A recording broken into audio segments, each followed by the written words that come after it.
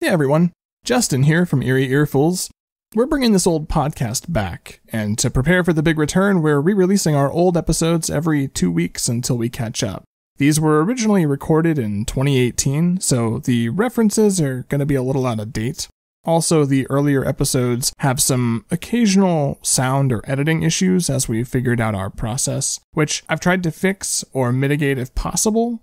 Personally, I still think they sound pretty good, but we definitely got better as we went along. I hope you enjoy these older episodes and expect us to start dropping new ones sometime in July or August. Stay scared, everyone.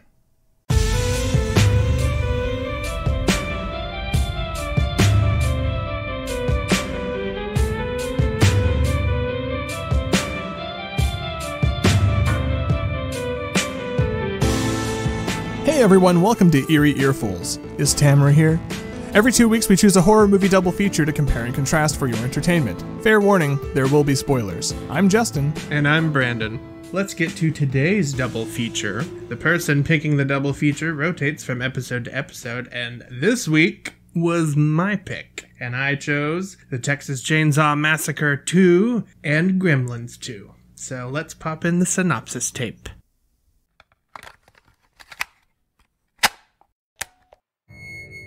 Texas Chainsaw Massacre 2 is a 1986 horror comedy directed by Tobe Hooper and written by L.M. Kit Carson. It's the sequel to the Texas Chainsaw Massacre, also directed by Tobe Hooper and co-written with Kim Henkel. 13 years after the events of the first film, two high school seniors, Buzz and Rick, are killed by Leatherface while they're on the phone with local radio DJ Stretch Brock. The following morning, Lieutenant Lefty Enright, uncle of Sally and Franklin Hardesty, the victims from the previous film, arrives at the scene of the crime. He spent 13 years investigating mysterious chainsaw murders occurring throughout Texas. He's contacted by Stretch, who has a recording of the attack. He asks her to play the tape on her radio show to lure the killers out. Leatherface and his brother Chop Top arrive at the station to stop the broadcast, attacking Stretch's producer, LG. Leatherface spares Stretch, but takes LG back to his place to slaughter him. Lefty and Stretch follow them, Lefty using his own chainsaws to destroy the family's hideout while Stretch is captured, tied up, and forced to wear LG's face. LG frees her before dying of his injuries, but Stretch is captured again and forced to join the family for dinner. Lefty arrives and battles Leatherface. The leader accidentally sets off a grenade, but only Chop Top and Stretch survive. He chases her to the top of a tower, where Stretch kills Chop Top with a chainsaw. The film ends with Stretch swinging her chainsaw in an homage to Leatherface from the first film.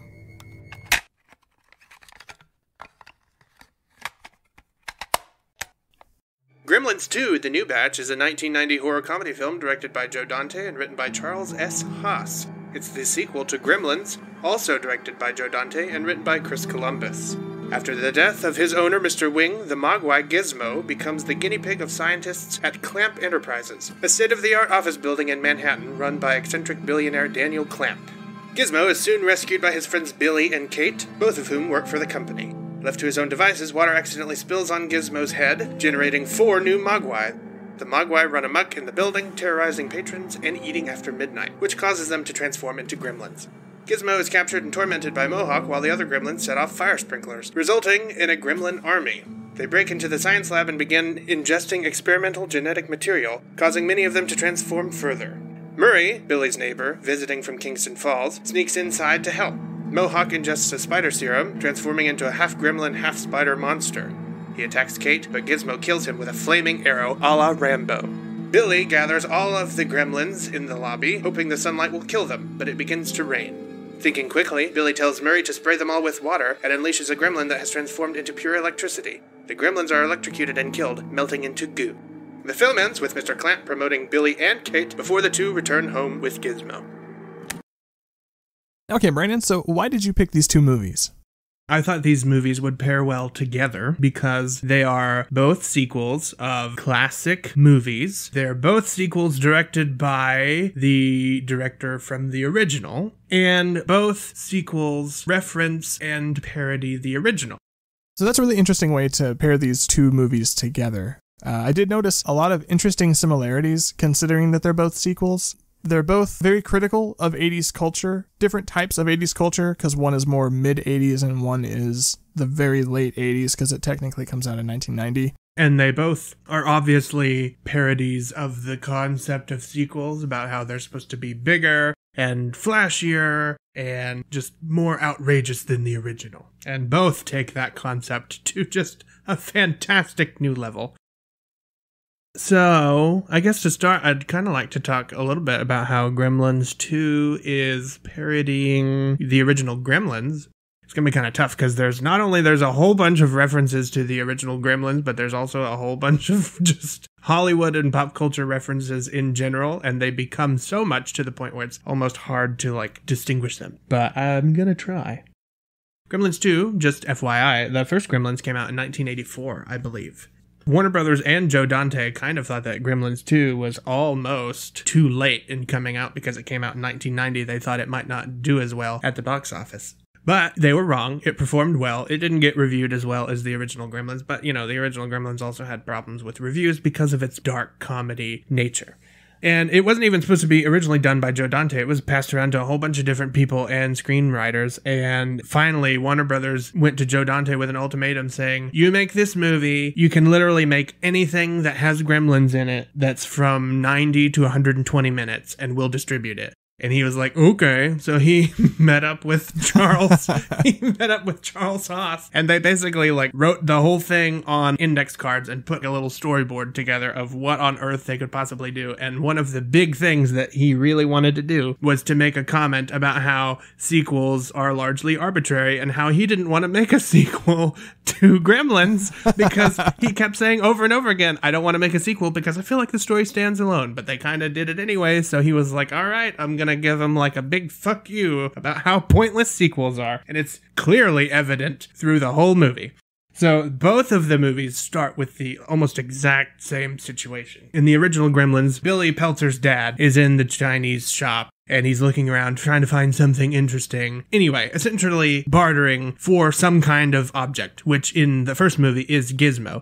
In the second one, it's way more exaggerated, obviously, because it is an entire corporation and they bring in, they don't even bring in the CEO, they bring in a TV set with a pre-recorded tape of his offer, and he is also bartering to get control of that section of land so that he can build his Chinatown mall thing. So both movies start with the same scenario in the same shop, and they both kind of resolve that in the same way. It's not up to Mr. Wing's plan, because in the original Gremlins, he didn't want to sell Gizmo to that guy, and it was his little grandkid person that kind of sold him under the table. And in Gremlins 2, he didn't get a choice either because he died. And so the plot of land was just taken over. So in both cases, Mr. Wing was thwarted. I guess his grandson must have sold it. Yeah. Because, that kid doesn't show up in this movie. So I guess that his parents were just we don't want that. I don't even think, even in the first Gremlins, he clearly did not care about the shop. He didn't care about working there. He just he wanted to get more money in there for his grandfather. Had he shown up in the second one, I feel like he would have been an advocate for sell, sell, sell.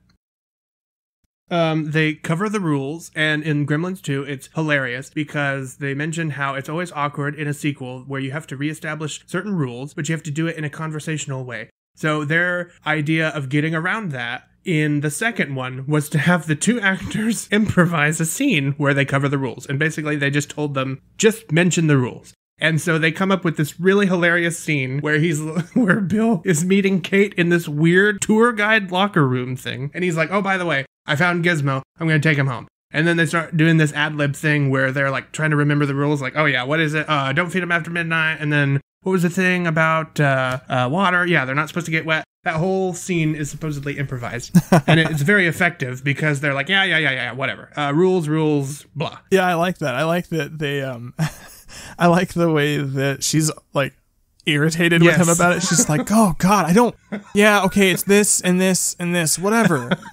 Oh, it's so funny. I love that part. And because it's the same tone that the writers and director had too. They were just like, yeah, fucking rules, whatever. We got them covered. And then in Gremlins 2, they proceed to subvert that concept with this whole extended sequence where Billy is in this security control room and he's trying to explain to these people why they should shut the building down. And they're all like poking holes in all the rules, which is I love that. Which is I love that. A direct inspiration. It's always midnight somewhere, isn't it? Yeah. So it's a direct inspiration from the director Joe Dante, and it was because he didn't want to include the rules in the original one because he didn't think that audiences would believe them. But Christopher Columbus was like, no, we should put him in there because it's in the script or whatever. So they left him in. They became like legend, but then also kids were like sending them fan mail saying, oh, so isn't it always midnight? So I guess they can never eat. And some of those questions are directly inspired from questions that kids have, like, oh, if they get, like a piece of food stuck in their teeth and then they eat that piece of food after midnight, does that count as eating? And so they just start poking holes in it, and it's one of my favorite moments because it's basically saying this movie doesn't matter, the rules don't matter. That's the point of the whole movie too, is that the rules just don't shut up matter. and watch the movie. Exactly. God. It's literally just like a cash grab, which I assume is how Joe Dante would describe it. They both have a water accident scene where Gizmo accidentally gets wet. And in the original, it's a very smoothly done scene where Billy accidentally knocks over a glass of water and Gizmo gets wet. In this one, it is the most hilariously comical, outrageous thing because this maintenance man is trying to fix the water fountain and it's just shooting jets of water across the room, which turns into like a Rube Goldberg machine where it like shoots across the room, hits this easel, which has a drawing done by Bill on it, which then drips down into a tray, and then the tray is slanted, and then the water drips out of the tray and then onto Gizmo's head. By the way, that janitor is Gomez Addams from the old Addams Family TV show. And he's also from, I think, Return of the Killer Tomatoes. I think he played the mad scientist. That's funny. But it's just another like commentary on how much bigger sequels have to be. So of course the water accident in the sequel is just this stupid elaborate thing, and he gets wet, and then the new little Mogwai pop out. And of course in the original they were all basically the same. They looked almost exactly like Gizmo except for Stripe. And in this one they all look completely different, and they all have very different personalities and are clearly made up to be the bad Gremlins. And I love how they had to make a new Gizmo for this movie, and they had a new effects director, and the person that did Gizmo made him so much more expressive and so much cuter. He's got these giant eyes. I thought that he was more expressive, that they had like made a better model, because he was way more mobile, like moving his mouth and stuff. I did notice that the Gremlins were also, like, substantially bigger. Yeah. At one point, someone was like, I hate these little guys. And I was like, little? No, they're these are, like, toddlers. They're, like, huge. They definitely seem bigger than the first one, which is, again, kind of a take on sequels. There's also an homage to the original, so if you remember in the original, one of the deaths of the Gremlins is by sticking it in the microwave and cooking it till it blows up. And in this one, the Gremlins themselves subvert that by throwing pots and pans into the microwave and blowing up the microwave, so they don't have to deal with that again, even though none of them would have fucking remembered it, because none of them were in the first one. There's also the concept of these inventions that never work. So in the first one, Bill's dad is always making inventions that don't work, and so the family's being terrorized by inventions. And the same thing happens in Gremlins 2 on a way bigger scale, because everything in the building is technologically advanced, but it keeps breaking down around Bill, and so he's constantly having to deal with a giant office building that's always breaking down around him. I never realized that it was breaking down specifically around Bill, but I love the idea that his family is just technologically cursed, and it just follows him everywhere. It does. Oh, man. I remember he was going through the normal doors, and then those rotating doors started freaking out and spinning and, like, flung that guy inside, and then later they're still working on it whenever he, like, halfway through the movie, he comes back by, and they're still in the process of trying to fix it. The whole reason Kate hates Christmas is because her father got stuck in the chimney and suffocated and died on Christmas. And it was such like a weird, morbid, strange moment. And out of nowhere. And they make fun of it so mercilessly in Gremlins 2, because one of the characters mentions Abraham Lincoln's birthday, and she goes, "Oh, I don't even want to think about Abraham Lincoln or his birthday." And she launches into this funny story about how she was like At least from what I read. I don't know if she actually got to finish the story, but it's a story about how she was a kid and this person who was dressed up as Abraham Lincoln flashed her. And then all the characters around her start like rolling their eyes and they're like, no, let's not do this now. It's just weird. And they just completely start negating it. I loved it in the first one because in the first one, when you're watching it, your jaw just kind of falls open and you're like, Kate, time and place. There's things going on. We don't need to hear about your childhood trauma right now. When the original Gremlins came out, obviously it was rated PG because during that time, there was no PG-13 rating. It just went G, PG, R, NC-17, and X, I guess. No, not even NC-17. I think it went straight just to R X. and X. And so, and Gremlins is one of the reasons why the PG-13 rating even exists. It's actually a combination of Gremlins and Indiana Jones and the Temple of Doom. There's a funny story that gets mentioned in Gremlins 2 that actually happened to Joe Dante at one of the screenings for Gremlins. This mom took her child out of the theater and marched up to them, and she was like, I'm not going to let my child watch this movie anymore. This is supposed to be a family-friendly movie. It's PG, and it's just disturbing. I think that happened right after the blender scene where the Gremlin got blended up. Indiana Jones and the Temple of Doom actually got released with a PG-13 rating, but that was only after the MPAA was like, all right, we've got to have some middle ground between PG and R. Because if you watch some early movies that have a PG rating, it's kind of surprising that, they didn't think of this sooner. It's crazy to me that PG-13 was so edgy at the time. Because Indiana Jones and the Temple of Doom, the reason they gave it a PG-13 rating is because at the end of Temple of Doom, the priest shaman is calling out to their god, Kali Ma. He reaches his hand inside someone and rips their heart out. And that was what PG-13 was back then. And PG was still pretty heavy. Yeah. Now you've got Kung Fu Panda was PG, and most PG-13 movies are sort of sometimes really hyper violent but very bloodless. And they just get shot with a nice clean hole, fall down, and then they're dead. Yeah. So Texas Chainsaw Massacre and Texas Chainsaw Massacre 2 also had similar struggles with the MPAA. The first one, Tobe Hooper thought that he was going to shoot for a PG rating, yes. Which is sort of hilarious now because the movie's considered so dark. Although I guess I can see where he was coming from considering there was no PG-13 rating. Right. And his movie is very bloodless. The horror from that movie kind of comes from the implied violence. They never actually even explicitly state in the first movie that they're eating humans. It's all implied. But there's a long tradition of slasher movies having issues with the MPAA and getting cut down. And so the original Texas Chainsaw, got an R rating eventually. Texas Chainsaw 2, they did not apparently even bother. Now, that's not to say that Tobe Hooper didn't try for an R rating, but Texas Chainsaw 2 is way, way bloodier and gorier than the first one. Much like Gremlins 2 sort of ups the ante and makes everything crazy and over the top, Texas Chainsaw 2 does the same thing. One, it had a bigger budget and it looks like it. It's slick, it's brightly colored, it's got nice contrast. It's a gorgeous movie, especially I own the Scream Factory version. Yes, I do too. The restoration is gorgeous. And you can tell Carrie White put a whole bunch of work into all of that set design and production design. Oh yeah. But anyway, the gore is especially gory, and he did that intentionally. Tobe Hooper was shooting for an R rating, but whenever he finally got a cut of the movie together and he submitted it to the MPAA, they said, don't even bother. They told him that he was going to get an X rating, and that there was literally nothing he could do because the movie was filth from start to finish, and there was nothing he could do to make it an R rating. So, rather than take an X rating, they just released the movie unrated, which is a serious hampering. And this was before NC-17 existed. So, they were basically saying, yeah, this wasn't screened for the MPAA. And even the movie trailers, where normally it would say rated R or something, it just says, due to the nature of this film, people under 17 will not be admitted. But there's no actual rating because they decided they didn't want to try to cut the movie down. There was nothing they could do. They didn't want to take an X rating, so they just didn't.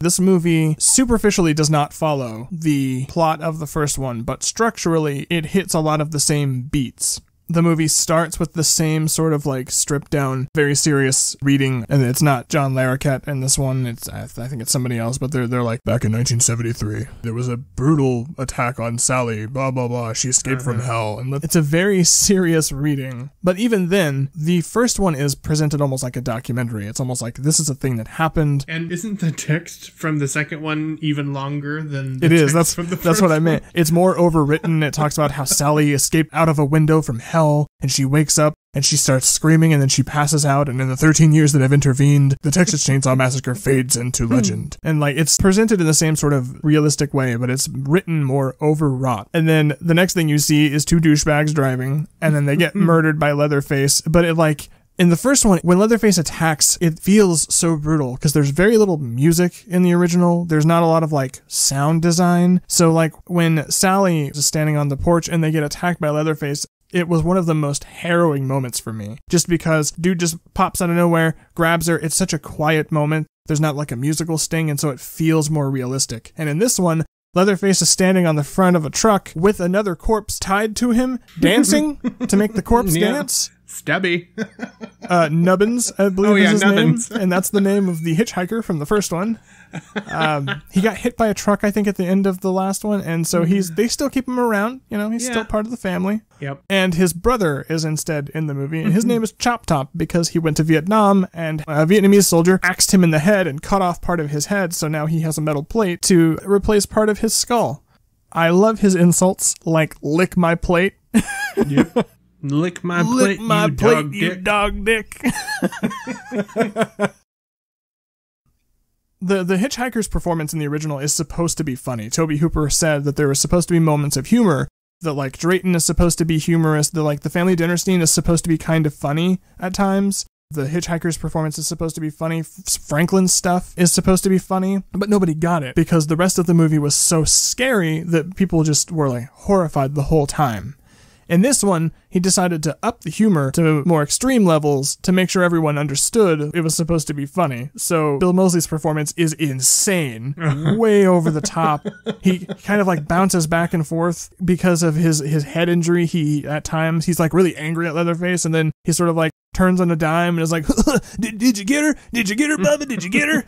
You hit my plate, you dog dick. You hit my plate. Anyway, did you get her? Like, fantastic. The turn on a dime moments are amazing. And it's so manic. Like the ending, when the family is all together, it's like they're having two different conversations at the same time. Because Drayton is constantly railing about taxation and the government and always trying to hurt the lower class. And meanwhile, Bill Mosley's character Chop Top is just literally screaming, "Nom land, nom land," and like dancing. It's madness. If it were just the villains, that would be one thing. But like everyone's performance is so over the top. Dennis Hopper plays a former Texas Ranger. He was related to Sally and Franklin, and he's trying to find them. And when he finds their hideout, just starts screaming, "Bring them all down! Send them back to hell!" And he starts just chainsawing support beams to like tear their underground location down. And he is I love it. Insane. He dual wields chainsaws at one point in the movie. Like, it's just nuts. Leatherface's mask is different. In the first one, he's like, it's more of like dried out skin and it looks more parchmenty and leathery like Leatherface. And in this one, it's like a puzzle mask. It's all pieced together from different faces, and it's so much gorier, and there's like big, ugly stitches on it. Whenever Leatherface is attacking someone, he does this thing where he holds the chainsaw above his head and does like waggles his head back and forth and does this like dance constantly. All the time. And he does that scream. Oh, it's so funny. It's just like so over the top compared to the original. And there's not a lot of specific callbacks to the original. There's not like hey, remember this scene? Here it is again. But there's moments that feel like they're referencing, like when the first Texas Chainsaw Massacre came out, slashers weren't really a thing yet because it came out in the 70s, and it was arguably one of the first proper slashers. It was sort of like the slasher formula in its most crystallized, perfect form. There had been proto-slashers like Alice, Sweet Alice, and When a Stranger Calls, but those weren't really slashers yet. We hadn't reached that level. By the time Texas Chainsaw Massacre 2 came out, and it was like 13 years later, a lot had been said about the slasher genre. Halloween had come out, Friday the 13th had come out. This was in the like heyday of the big, strong guy attacks small, fragile woman. And I believe it was Carol Clover had already written her sort of like study on the sort of Freudian analysis of slashers. So slashers, generally, there's like a virginal woman character who, she's very young, she's usually very attractive, and the male slasher character is usually masked, big, strong, representative of this like patriarchy, hyper-masculine world. They're usually very strong. They kill people, tending to favor phallic objects. The murder scenes are meant to be very rape-like scenes. And then there's a turn in the movie where the final girl obtains the phallus and sort of takes on more masculine qualities and then manages to end the killer's spree. Tobe Hooper read this. I was going to say, he had to have known it. Because So there's a scene where, when he first attacks Stretch, Leatherface and Chop Top break into the radio station, and Chop Top attacks Stretch's producer, LG. And there's this great moment where there's a match cutting thing going on, where Leatherface is attacking Stretch, and he's picking up his chainsaw and slamming it down in this cooler, like a bin of ice and drinks. And he's slamming it down, and then it'll cut to Chop Top slamming his hammer down on LG, and then it'll cut to Leatherface slamming his saw down again, and then cut to Chop Top slamming his hammer down again. There's a moment where the camera zooms in on a close-up of Stretch, and she screams and like holds her hands in front of her face and like waves them like, and then it cuts to Chop Top, who stands up and goes, and like waves his hands in front of his face before he smashes LG again. But then Tobe Hooper was like, hey, you know how slashers are supposed to be like subtly sexual and sort of phallic? Well, what if I just did that? So Leatherface holds his hilariously long chainsaw down into the ice cooler thing and then begins pelvic thrusting and thrusting his chainsaw forward like he's humping the ice thing. Yes. And then it gets even more explicit because he specifically aims his chainsaw at her crotch. And it's a weird inversion of the original, because in the original movie, that's not there. Like, you can read maybe into that with the like phallic symbol of the chainsaw, but it's almost explicitly asexual. Mm-hmm. There's a moment when Sally is at the dinner table during the family dinner scene, and there's a great episode of the Faculty of Horror that you should listen to if you haven't, where they talk about the Texas Chainsaw Massacre and the remake, and you should absolutely listen to it if you haven't. And they bring this up as well. There's this moment where she says, I'll do anything you want.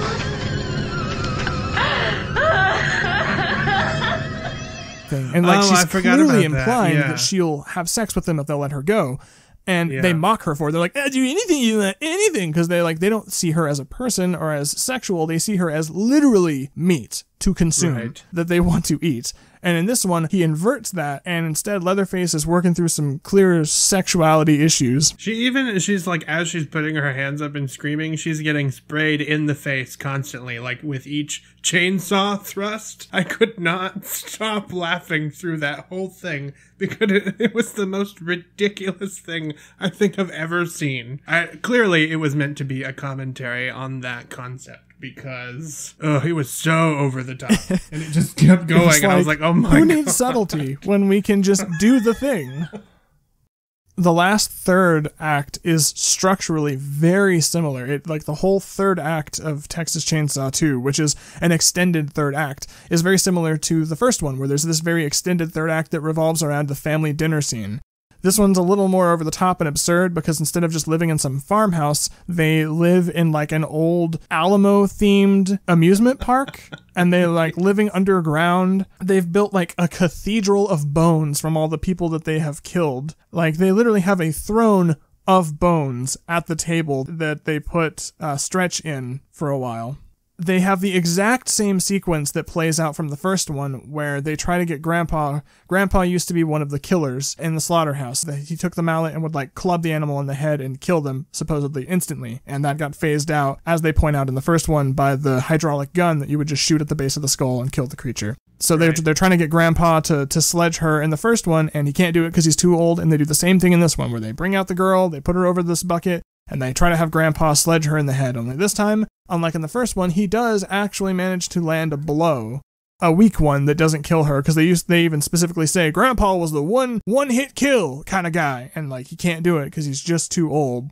And then, so the last shot of the movie, Chop Top chases Stretch up to this little cathedral where she finds a chainsaw and kills Chop Top. And the movie ends with a similar shot, but in the first one, Leatherface is almost impotently swinging his chainsaw around out of anger because the girl got away. And in this one, she's like triumphantly, but almost half crazy, swinging her chainsaw around and screaming because she's won and has come out on top.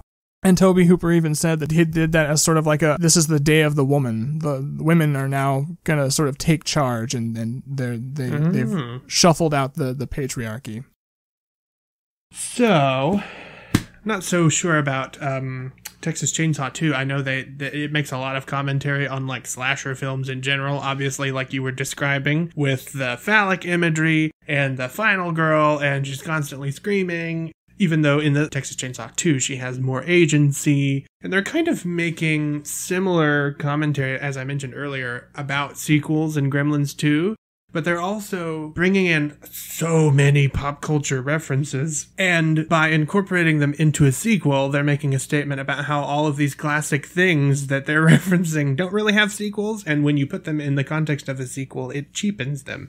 There is obviously the reference of Mr. Clamp, which is a combination of Ted Turner and Donald Trump. But in this case, he's played by John Glover, and he imbues it with such a childlike demeanor that it makes the character very lovable. So it kind of makes Christopher Lee the villain in the movie.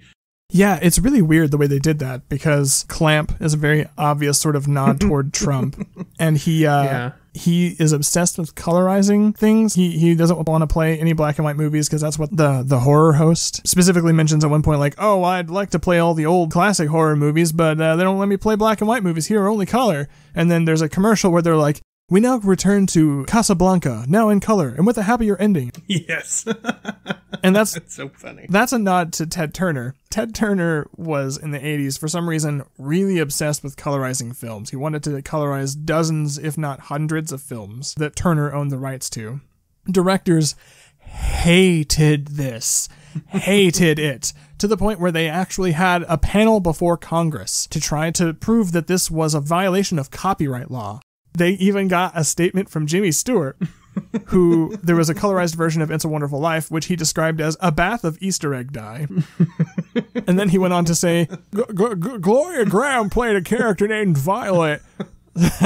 I'm sorry, Gloria Graham played a character named Violet. So someone thought that it would be cute to have all her costumes in violet. This is the kind of obvious visual pun that Frank Capra never would have considered. Like, ooh, they hated Ted Turner. Yeah. But he's so much more lovable in the context of Gremlins 2, just by how John Glover portrays him. And so he was written as the villain with all of these Trump and Ted Turner-like qualities, but then when Glover portrayed him the way he did, they realized that was brilliant. They wanted that in the movie. But then they needed a villain. So then, they had to ask Christopher Lee, we need you to play this part more menacing and more serious, which is not what he intended to do. He intended to have fun and play it lighthearted. Dr. Catheter. Yes.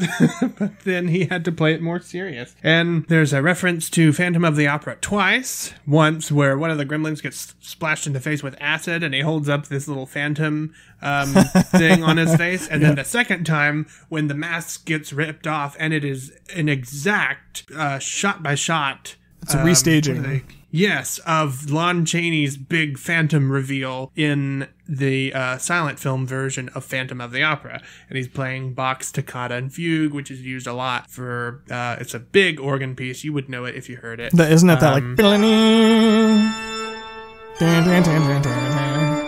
Yes, that is it. And everybody knows that. It's very much associated with horror and also Phantom of the Opera for some reason. I guess because he was an organist, even though I don't think he ever played it in any of those movies. Anyway, But there's that. There's this giant extended New York, New York sequence, which was directly tied to the 1980 version of the song New York, New York that Frank Sinatra re-recorded because it was originally recorded by Liza Minnelli. A combination of that, and also there's the Girl Gremlin, which is a commentary and an homage to Busby Berkeley, who did the movie Dames and a lot of these other movies where there's like huge, big choreographed sections of chorus girls and they like move in kaleidoscope patterns and stuff like that. That whole big long sequence is an homage to Busby Berkeley. They also incorporate Gershwin, or Jerry Goldsmith, he also incorporates Gershwin's Rhapsody in Blue, and Gershwin famously lived in New York and wrote a whole bunch of famous songs while living in New York, so I assume that's why it was included in there. Plus it's, used a lot in funny, goofy, cartoony movies. And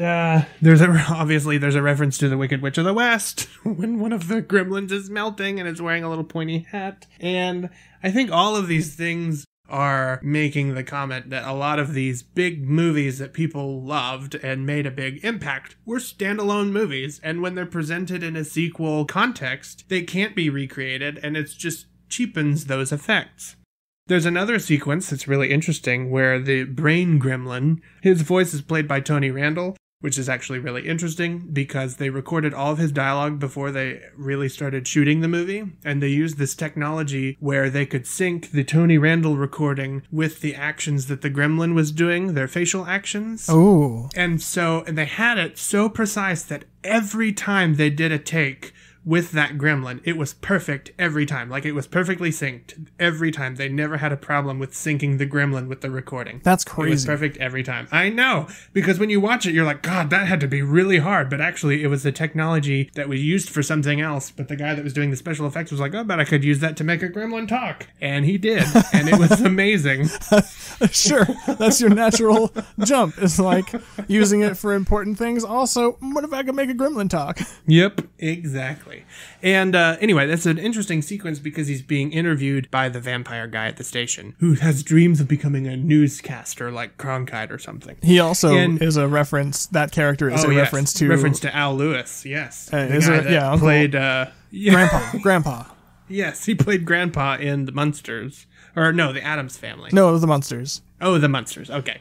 Anyway, so he's interviewing the brain gremlin, and the brain gremlin is talking about what they want, and he's saying, we just want to be civilized, we just want to be treated like everybody else and contribute to society. And Tony Randall is doing his fantastic Ivy League voice. And during that moment, they're playing the audio of that interview while they're panning over what the rest of the gremlins are doing, and they're just like trashing the place ridiculously. And I think it's a very clear commentary on humans because that's what we do. We always talk about how we're the superior species because we're civilized and we have agency and free will and yada yada. And yet we proceed to trash everything that we are around. And so I think that particular scene is a commentary on that as well.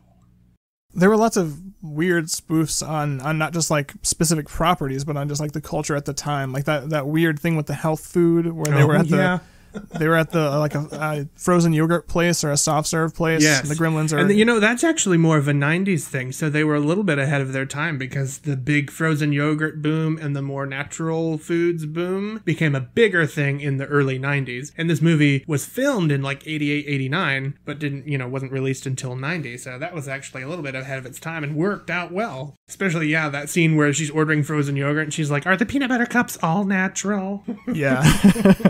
And that juxtaposed with the microwave cooking lady who's making like the bean dip and bologna roll-ups and make me want to puke.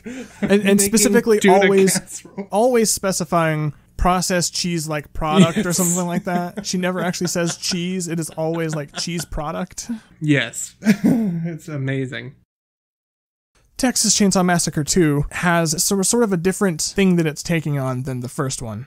The first Texas Chainsaw Massacre is sort of not necessarily a critique, but a sort of meditation on hippie culture. The kids that get attacked by Leatherface and his family are hippies. Hippie culture was a response partially to the Vietnam War. It spawned partially out of the sort of beatnik generation, but the beatnik generation was very cynical. It was very cold. In a way, it was almost like the irony culture that we have in the late 90s. The hippie generation was more about joy. They were partially sort of fueled on by the Vietnam War. Like, it wasn't just all happy-go-lucky nonsense because they explicitly opposed war. They didn't think that war was necessary. They felt that the Vietnam War in particular was unjust. A lot of people dodged the draft because they didn't feel like it was a just war and unnecessary, which was very different than the reaction the country had back during the World Wars 1 and 2. Their culture was more about freedom of expression and freedom for the individual. They supported abortion rights a lot. They were a very left-leaning cultural movement. And then a lot of the people, not everyone, but a lot of the people who were so optimistic and so, like, believed so strongly that they were going to make a change, they didn't. They got sort of crushed under the boot of capitalism.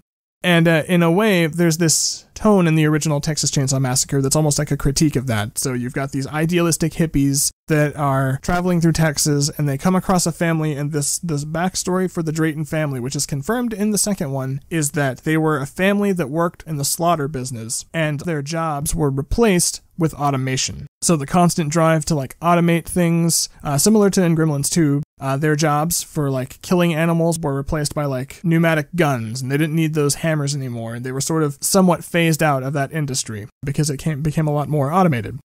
And so you've got this lower class family that's sort of downtrodden, and they clash against this sort of naive, optimistic group, and they just slaughter them. In the sequel, hippies aren't a thing anymore, and Tobe Hooper knew that, and he specifically mentions that he was sort of critiquing yuppie culture, and yuppies are different than hippies. They were a very 80s phenomenon. It's actually an acronym that stands for either Young Urban Professional or Young Upwardly Mobile Professional. Yuppies were young people in their 20s or 30s, usually men, found themselves, especially in the, like, coastal cities and in the business world, especially in New York, making a lot of money. This was the time of Wall Street. Suddenly there were these young people that had a bunch of money. This was not indicative of the time because the 70s and 80s were actually recessions.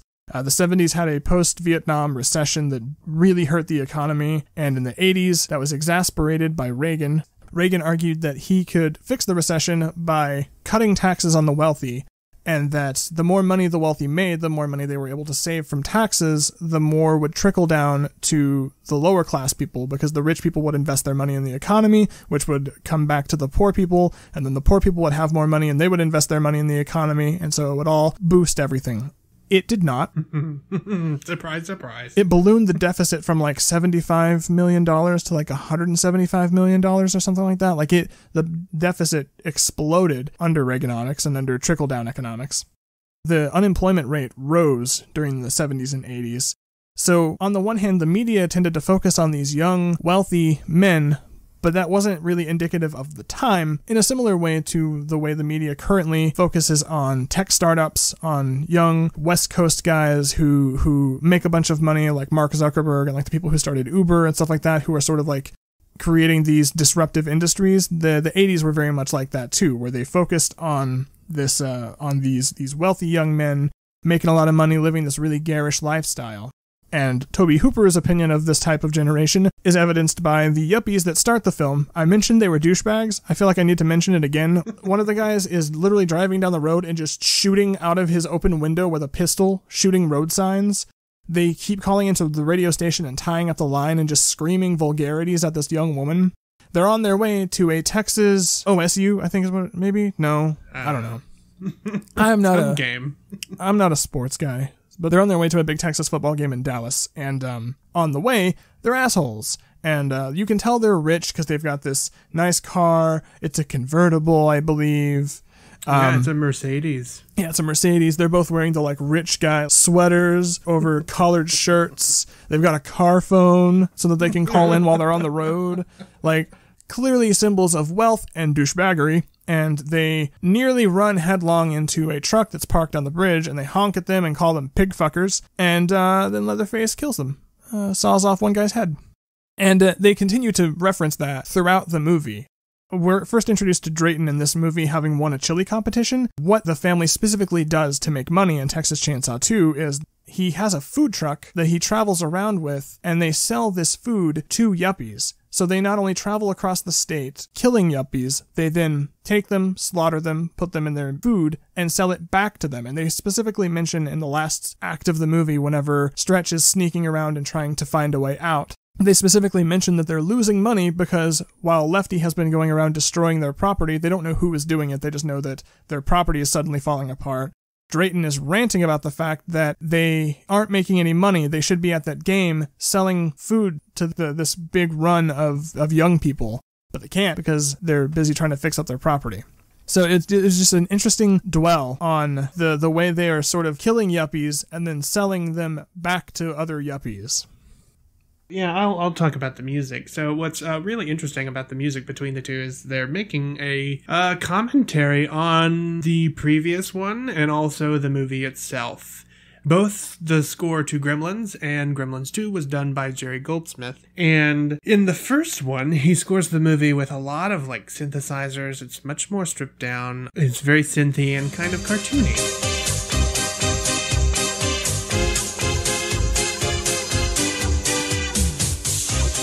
And I think, there was a purpose for that.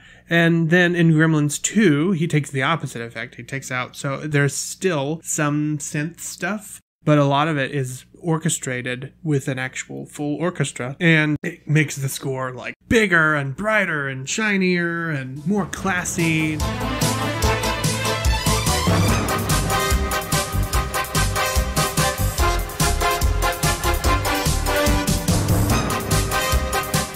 So obviously it's making a commentary of like, this is the bigger Gremlins movie, Another funny thing is like, it's also referencing like the 80s, and the composer is essentially parodying himself because there's a sequence where Gizmo gets tired of being tortured and goes to kill the spider gremlin. And when he does that, he puts a red bandana around his head and shoots a flaming arrow at him, which I believe happens in either First Blood or First Blood 2. That's something that Rambo does. And it's funny because Jerry Goldsmith also did the music for either First Blood or First Blood 2. I don't remember.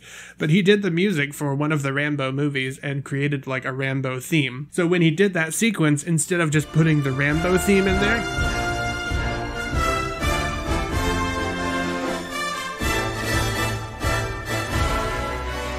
he took Gizmo's theme and rewrote it in the style of the Rambo theme.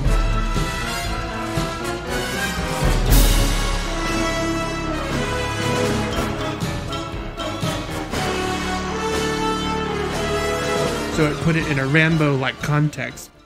Very funny, and obviously making fun of himself, but also making fun of the movie. It's very well done. And in comparison, they kind of do the same thing with Texas Chainsaw Massacre. So I know I had a small quibble with something you said earlier.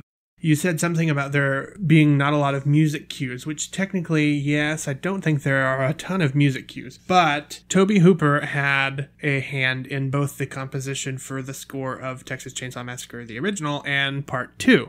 But the first was not really a score. It was something that Tobe Hooper liked to play around with, which is the idea that a whole bunch of composite sounds could create the soundtrack to something. And that is a style of music, it's a very abstract, avant-garde style of music, known as musique concrète, which is like a French style of music that was developed in the early 20th century. Except it's different because musique concrète is supposed to be making a sculpture out of sound almost. Like there was a famous exhibit where you would like go into this big cone looking thing and there were hundreds of these speakers around, and each one of these speakers is playing a slightly different sound at a different volume or a different timbre or something, and standing in a specific spot within that cone would create a musical sculpture or a sculpture made out of sound.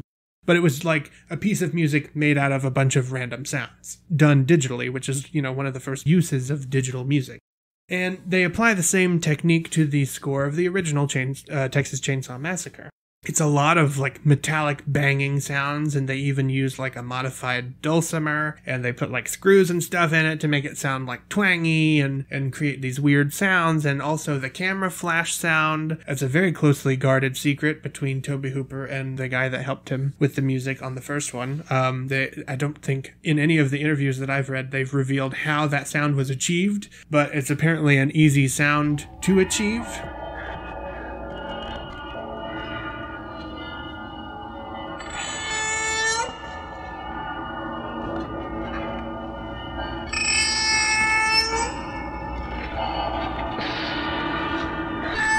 So anyway, it's very much in that style, and it very much makes the movie because there's not a lot of gore, and it's all like implied what's happening off screen. And so if that music wasn't there in specific moments, I think that movie would be really boring because there would just be like no sound. It's the same thing that happened with Halloween, actually, where I read an interview with some of the cast of Halloween, and during the filming, John Carpenter claimed that he had no idea what the score was going to be and did some test screenings of Halloween for audiences and for studio executives, and they didn't really like it. They didn't think it was that scary. So his last big shot of getting this movie like distributed was like, well, I need to add a score. So he like locked himself in this room and created this score to the movie Halloween. And it was actually something he had written several years before. He was just playing around with 5/4 time, and he was like, oh, I could do these octave jumps in 5/4 time, and it sounds kind of cool, and then I could add a bass line. And that's basically all he did for the score to Halloween. But that little bit of effort to do that completely changed the tone of the movie to where it's very scary and very tense, and it completely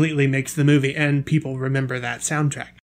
So without the music in the original Texas Chainsaw Massacre, it would make it very boring to watch, far less tense. Also, the sounds that they compile in that movie are very metallic, and they're supposed to mimic the sounds that an animal might hear while being in a slaughterhouse. The second one, Texas Chainsaw Massacre Part 2, the score is completely different because it is almost all exclusively synthesized strings. And I hated it. Like the first time I didn't actually watch the movie, I watched a clip of it on YouTube to kind of see what the tone was before I actually watched the movie. And it featured this terrible synthesized string section, and I was like, what is this? This is horrible.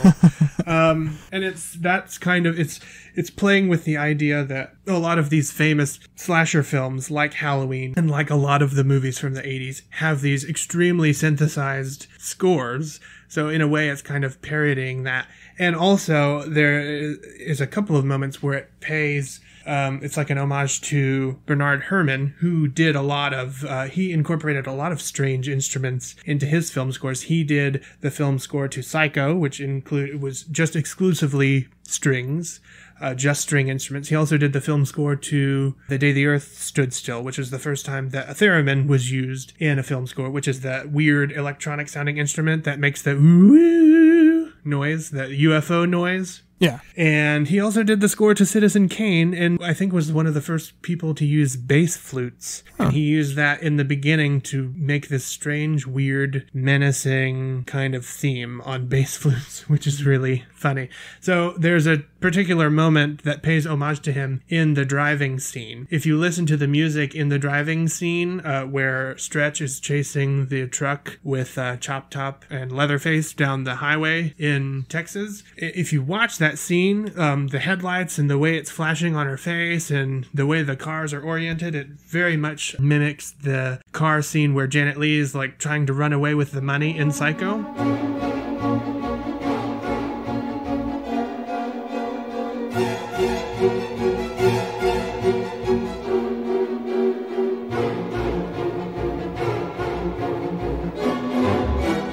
And the music that accompanies that scene is very similar. It's basically like a parody of Bernard Herrmann's Psycho theme.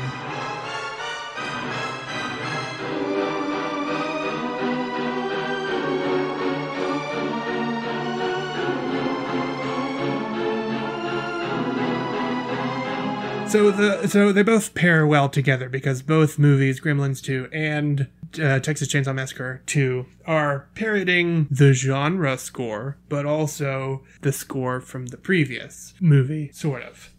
They complement each other well. And with that, I think that just about does it for today's discussion. Thank you very much for being here today with me, Justin. Yeah, thank you. You can contact us on social media. We would love to hear from you, and we would love to know that you are, listening to the show and liking what you hear.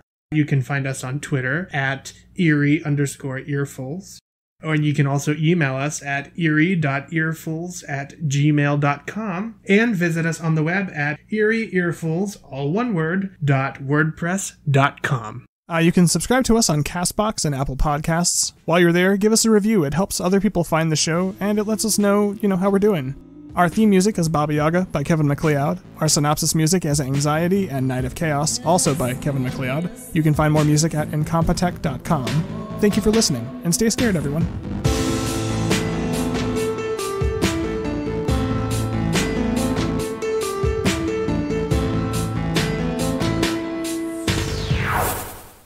I really wanted to do my Christopher Lee impression, but I think I talked my voice out of being able to do it well. I'm Dr. Catheter. I'm surprised that we had so much to talk about. I was worried. I was like, these movies are goofy. We're going to have nothing. We still managed to record a long time. We recorded a long time. You're going to try to work that in there somewhere, aren't you? Nope.